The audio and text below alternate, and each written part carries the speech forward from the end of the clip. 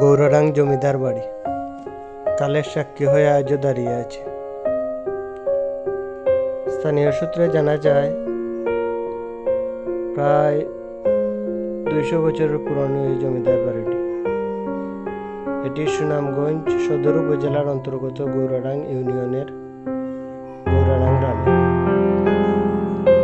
সুনামগঞ্জ শহর থেকে 3 কিলোমিটার পশ্চিমে অবস্থান। সুরমা ব্রিজ হয়ে মোটরসাইকেল ও সিএনজি যুগে যাওয়া যায়।